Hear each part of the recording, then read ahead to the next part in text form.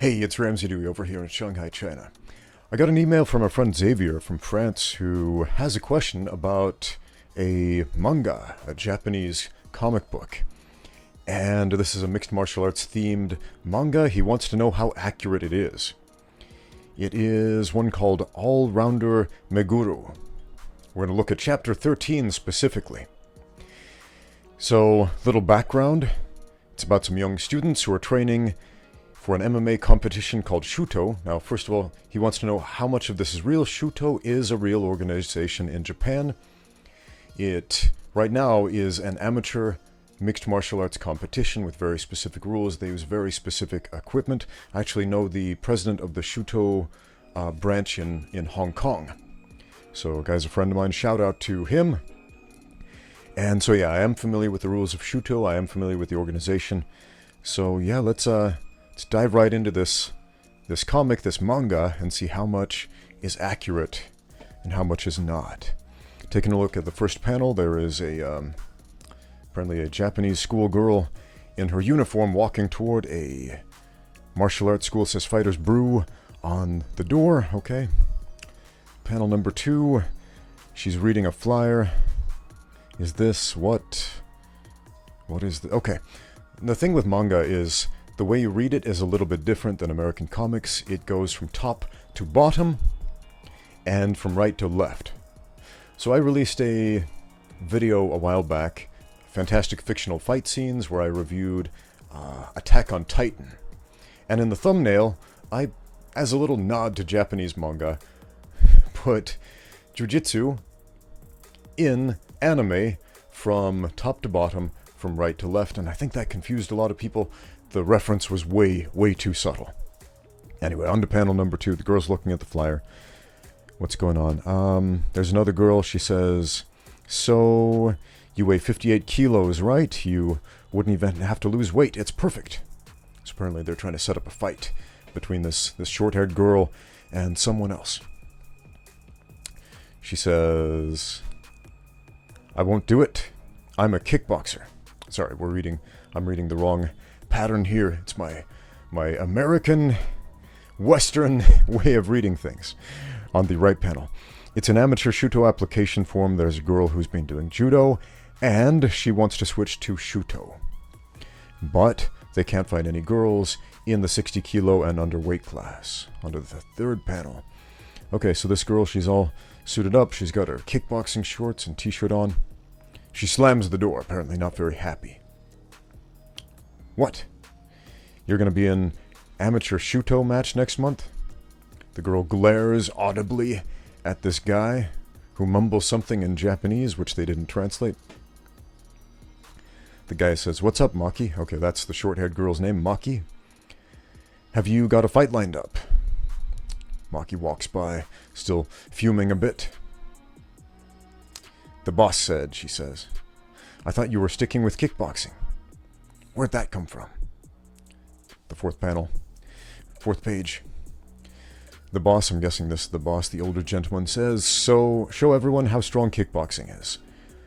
Then KO this judo girl with your kicks. Kamiya. Yes. Why do you kickbox? Maki replies, because I want to get stronger. Alright, the next panel, Maki is standing in front of everybody. They are clapping, wooing, and this blonde-haired girl says, Maki will be joining us for practice. Okay, last time I looked at something Japanese, and I said something about a blonde-haired girl. There was this blonde-haired woman in Attack on Titan, at least I thought it was. Everybody in the comments started screaming at me, no, that's a man!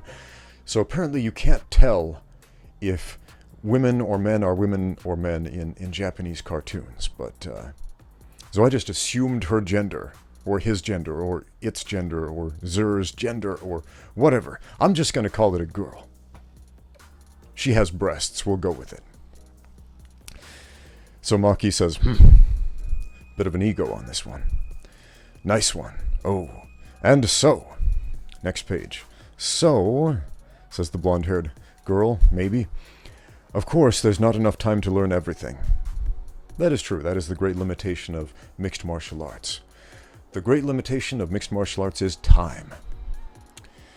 The guy says, the match is in a month though, right? Will you be okay? Okay, now my first gym was in the United States. I had a small group of guys, a lot of them had wrestling backgrounds. And they were good wrestlers, and so when somebody has a really good athletic background, especially wrestling, it is easy to teach them to win their first professional fight. That's been my experience. Kickboxing, though. Kickboxers, strikers in general, tend to be very resistant to learning how to grapple. And if you don't know how to grapple, you don't know how to win an MMA fight. You just don't. So, onto the panel in the middle. The man says, how macho? Oh wait, I'm reading from right to left. The girl says, I'm going to tackle, throw, and kick the hell out of her. I'm not going to bother with any holds. Whoa, says the guy, doing his best impersonation of Keanu Reeves. Whoa. How macho, says the other guy. So the coach says, all right, let's start with a stamp, then a burpee. I guess they're doing some calisthenics to warm up. Okay, wait. Watanabe, I guess that's the coach's name, Watanabe. Coach Watanabe. The blonde girl says, show her the basics of wrestling. Okay. So in this panel, they're showing a sprawl. Keep your legs out so they can't grab you and crush them from above with your stomach. Yeah, that is how a sprawl works. When somebody shoots in for a double leg takedown, you sprawl on them. You grab a hold of them under the arms or over under clinch, head and arm, and you sprawl. Drive the hips down to the floor, get the legs back, because if they can get a hold of a leg, they can take you down. So yeah, that's a real technique. The girl says, what's a burpee? It's one of the basic moves to break a tackle. Okay, there's a translation issue here. A burpee is a calisthenics exercise where you sprawl down onto the floor. You can sprawl down and do a push-up or just sprawl, and then you jump back up. What they mean to say is sprawl. So what they're showing right here is a sprawl, which is a basic wrestling technique commonly used in mixed martial arts to stop a takedown. So, except for the language used, so far so good. So in the middle. Then at the signal, do a burpee, should say sprawl. Oh man, I'm still reading from left to right. We gotta read from right to left. Okay, right panel. First, stamp your feet as fast as possible. Okay, I do this drill. I do this drill a lot, especially with my kids' class that I'm teaching right now. It's a good way to get them to focus. And then you do a burpee or sprawl at my signal and repeat. Yeah, that's a pretty common drill you'll see in mixed martial arts gyms. You know, move the feet up and down really fast, pop, pop, pop, pop, pop, pop, and then sprawl when the coach says so. Right, work your reaction time on that sprawl, because shots for takedowns happen fast. So the girl's laughing. She says, Maki's laughing. She's not taking this seriously. I've seen this happen. I've seen people come from stand-up disciplines especially, coming into to train in mixed martial arts and think, yeah, this isn't necessary, this is dumb, I don't need to do this, and not take it very seriously until they get squished. So the guy says, you laugh, but it's exhausting. The coach says, next. Once you break the tackle with a burpee, should say sprawl, grab hold of their neck and come around behind. Yeah, you can spin around a guy like that. There are a bunch of options you have from sprawl. There are submissions you can hit from there. There are different positions. You can spin around and take the back. You can work into a side ride. You can work into a claw ride. All kinds of cool stuff. Let's see here. Or hold on to their neck and back step out of reach before getting up. If your opponent also gets up and grabs you, put your arms around them in a Yotsugumi formation. I don't speak Japanese. There's a little asterisk right there that says a four-handed symmetrical method of grappling in which the combatants lock onto each other's upper torso and arms. So basically they're clinching. One guy has underhooks, one guy has overhooks, and yeah, they're clinching. Yeah, the guy with the double underhooks has the most control in that situation by far. So the last panel of the page, if they can't break it, they won't be able to do a takedown or push you away. So yeah, if he's got an S grip, a 5-fingered grip, that's this one, right? It's a very strong grip, especially when you hide your thumbs, okay? Because then they can't peel away the fingers. You can also use a ball and socket grip, or a gable grip, or Jean LaBelle's 5-finger grip right there. Or 3-finger grip, sorry. Talking about those 3 fingers. Those are all legitimate grips you can use in grappling, so if you have the double underhooks, yeah, they're not going to be able to shoot for your legs, because you cannot move through solid objects. Our next page. So Maki says, "You guys look gay."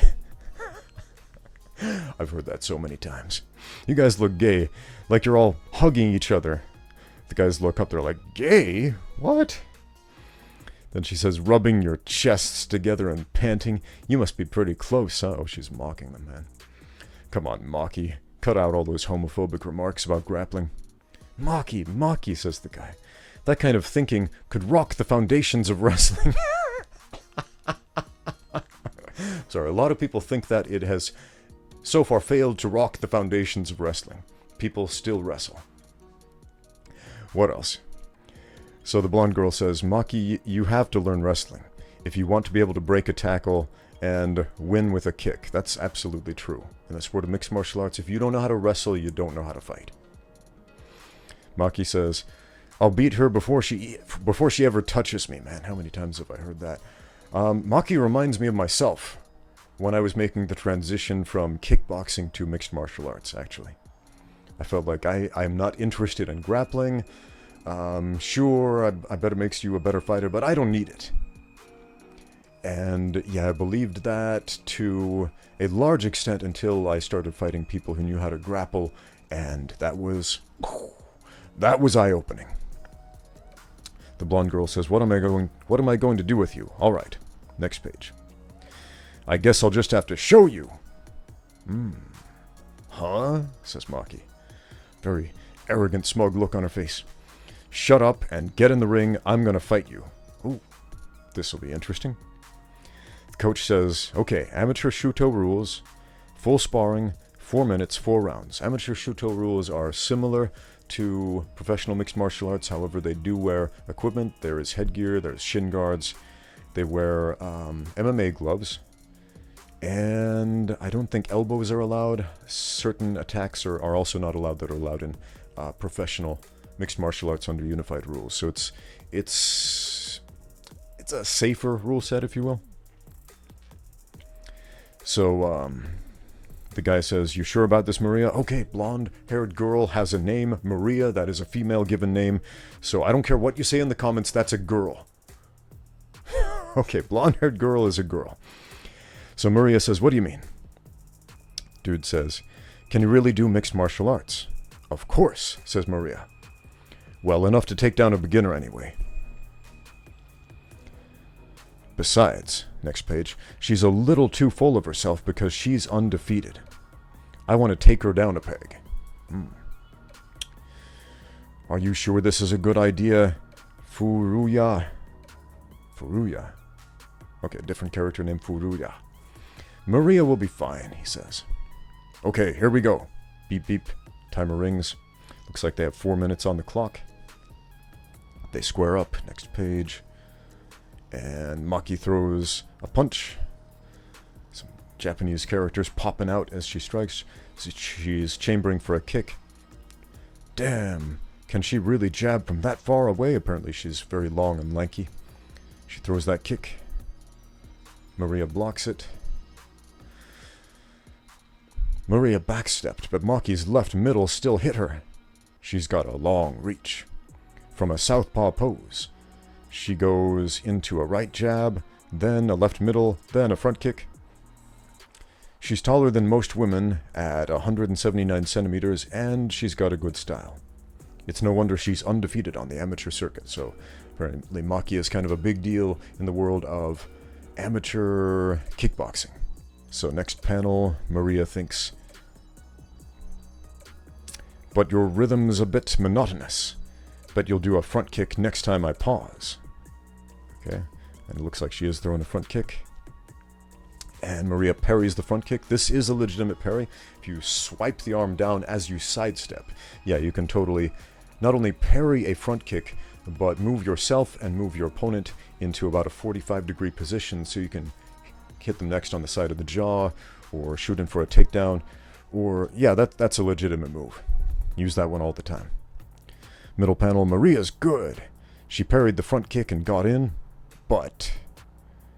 And so they clinch, and Maki gets a bicep tie-up right there. Apparently knows more about wrestling than she let on. That's an excellent way to control somebody in the clinch. And she brings up a knee, boom, hits Maria in the rib cage right there with the right knee.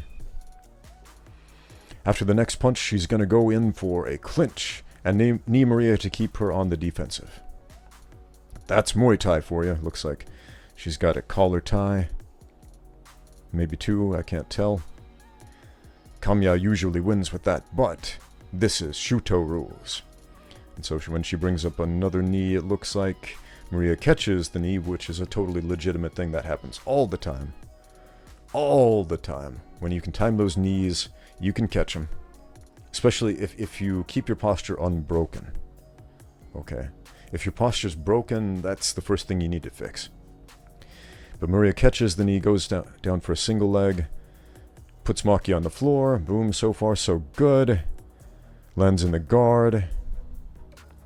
She's down. This is what'll happen, says the guy. Maria thinks, well, she knows how to do a closed guard anyway. That's a pretty instinctual reaction to pull up guard. And okay, check this out. She's doing that thing white belts do when they try to pass the guard, when they try to open it, which is rub the elbows on the thighs and dig it in there. And if you don't know jiu-jitsu, that can be... Or if your opponent doesn't know anything about jiu-jitsu, that can be an effective way to open up the guard, because it is really annoying if you haven't had your leg nerves deadened quite a bit over the years. Me personally, when new students try doing that stuff with me, grinding the elbows on the thighs, I just laugh at them and then choke them out moments later. But yeah, this is a really common thing you'll see from people who are beginners in grappling. What else? So Maki opens her guard, and Maria just slides right over, hops right over. Wah! Let go of me, says Maki. Who moments earlier was calling grappling gay. Apparently she is not liking this. Let's see, Maki has a half guard. Maria just slides right through that half guard like a hot knife through butter. And yeah, if you don't know how to work half guard, yeah, that's probably going to happen to you. She's sliding into a scarf hold Kesugatame type position. The guy says she got her with a guard pass. So, Maria can do holds after all. Apparently, I don't know what I missed in the previous chapters. So right here, Maria is in side control, but she's making a really fundamental mistake. It's a good thing she's fighting a brand new beginner, because anyone with a modicum of grappling experience would know how to capitalize on this. So what Maria's doing wrong is, from side control while she's tying up the arm in this first panel, her head is on the floor. An important axiom of grappling is keep your weight off the mat and on the man, or in this case on the woman. So if your head is that far over, it is really, really easy to get a reversal from the bottom by just rolling over toward your opponent's head. So where she wants to keep the head is on her opponent, like over the torso, over the shoulder. That way, she's going to feel a lot heavier and a lot more stable. The guy calls out, "Here comes an arm lock. Keep your arm in close, Maki." "Whose side are you on?" says the other guy. Flip. And instead of finishing the arm lock, she's trying to set up a Kimura, apparently. Maria steps over into full mount. "Oh, sorry, Maki," says the guy. "The arm lock was a feint, and she was going for mount." So, I don't know why she wouldn't attempt to finish the arm lock, unless she just wanted to pound her out from mount to humble her a little bit, which makes sense given the circumstances of this comic. Maki screams out, "Idiot!" Maria is laughing to herself, hehehe, with some music notes coming out. "Thanks for nothing." Next page. "Here comes an arm bar. Guard your arms." So Maki brings her arms up. Maria moves up into a high mount. And right here you can see Maria gives her opponent a little bit of space as Maki rolls over onto her back. "Oh, don't try and roll away," says the coach. Yeah, that's terrible advice, but this is a really, really common reaction from people who don't know how to grapple, and even people who do know how to grapple, but have a lot of pressure put on them. Because even experienced fighters can make serious mistakes under pressure. So the guy says, "Get your chin up, don't stretch out." So what's happening right here is Maria is sprawling from back mount to flatten out her opponent to get Maki's hips up in the air. That is one of the most helpless positions you can be in. I don't know why she's rolling over in the next panel, because you can finish somebody in the most dominant fashion from panel number 3, the position shown right there. But she's going for a rear naked choke, controlling one arm, got the arm around the head. This is very technically sound, what we're seeing in this comic so far. Oh, she's gotten you in a sleeper hold. Rear naked choke, basically. "You'd better tap, Maki." Maki taps out. "Good try," says one of the guys. "Match over." Maki reaches up, pounds the floor, grabs Maria's arm, and says, "One more time." "Huh? What?" says Maria. The next panel, Maria is putting her in a triangle choke. Maki is tapping out again almost instantly. And in the next panel, she's like, "One more time," and now she's getting arm barred. "Not done yet." One more time, she's getting leg locked. That's a straight ankle lock. Now, the way that Maria is performing this straight ankle lock is, it'll work. It'll absolutely work the way she's doing it. But if you're doing it against an experienced leg locker, somebody who really understands leg locks, Maria is making a few fundamental mistakes. She is not hiding her feet. She's putting herself in a position to get counter heel hooked, and a few other nasty things. And the position of her arms is also kind of questionable. Again, you can finish a straight ankle lock from there, but there are much, much better ways to do it. In the next panel, she's doing a guillotine choke. And in the last panel, "One more time." "Geez, come on, somebody help me," says Maria. So yeah, Maki, she doesn't want to accept defeat. She doesn't want to accept the fact that she's being tapped out repeatedly in these positions that would either seriously maim her or kill her in a real fight if followed through execution. And yeah, I see this all the time from embittered people who get a dose of reality when coming to an MMA gym or a jiu-jitsu class for the first time. The guy says, "This goes way beyond sore loser. She really doesn't know when to give up. Is she a masochist?" And that's the end of the chapter. Chapter 13 of Rounder Meguru, however you say that. So to answer our friend Xavier's question, is this realistic? Yeah. Both the techniques presented and the circumstances are pretty realistic. So I've seen people in real life act a lot like Maki in this comic book. And yeah, it's a really common human reaction. It's what we call the sunk cost fallacy in English. What that is where we sink cost into a pursuit, for, in this case, martial arts. Maki had sunk a lot of time and effort and resources into learning kickboxing and practicing her craft and becoming a champion kickboxer. And so when she was confronted with the reality that she only knows a little piece of the puzzle, and somebody who the other guys in the gym essentially considered a beginner at mixed martial arts was just able to tool her and handle her any way she wanted, was not something that she could accept. So yeah, the sunk cost fallacy explains a lot of McDojos. It explains a lot of why people cling on to bad habits because they've spent so long doing them. They feel like they just have to keep doing it to get their money's worth, if you will. So yeah, Xavier, thanks for sharing that comic with us, and that was interesting to read. Brought back a lot of memories of training people making transitions to mixed martial arts who didn't necessarily have the best of attitudes. So take that as you will. If you have any other questions or comments or things you'd like me to review or talk about on this channel, please let me know down in the comments. I do read your comments. Thank you for watching. Now get out there and train.